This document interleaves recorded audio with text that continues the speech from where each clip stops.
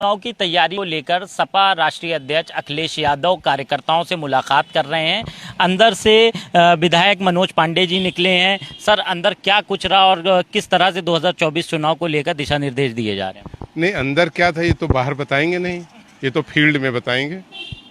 और जहाँ तक समाजवादी पार्टी का सवाल है तो समाजवादी पार्टी वो कोई मौसमी पार्टी नहीं है। लगातार जनता की समस्याओं में, जनहित के कार्यों में, जनता के संघर्षों में सदैव 365 दिन काम करती है। और समाजवादी पार्टी की बूथ का एक एक कार्यकर्ता पार्लियामेंट के चुनाव को लोकतंत्र की आज़ादी का चुनाव मान करके पूरी मजबूती से लड़ने का काम करेगा।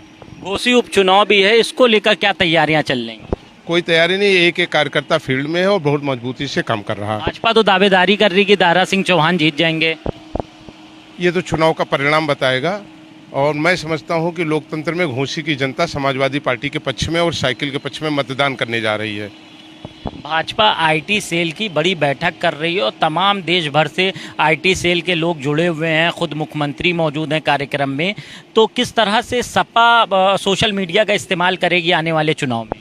देखिए, केवल आईटी से काम नहीं चलेगा। जब तक ज़मीन पर काम नहीं होगा तब तक कोई पार्टी जनता के बीच में नहीं रह सकती। समाजवादी पार्टी आईटी पर कम और जनता के बीच में ज़्यादा पर विश्वास करती है। और हम जनता के बीच में रहते हैं, जनता की समस्याओं में उसके साथ खड़े रहते हैं। जनता की आवाज़ बन करके सदैव उनकी बात को सड़क पर भी और सदन पर भी समाजवादी पार्टी पूरी मजबूती से लड़ने का काम करती है। अब ये ठीक है कि इस लोकतंत्र में जिन लोगों ने इसका दुरुपयोग किया, भारत के तमाम जो संवैधानिक ढांचे हैं उनका दुरुपयोग किया, उनको कमज़ोर करने का प्रयास किया, तो आज बड़ा सवाल है आज देश में कि लोकतंत्र कैसे मजबूत रहेगा।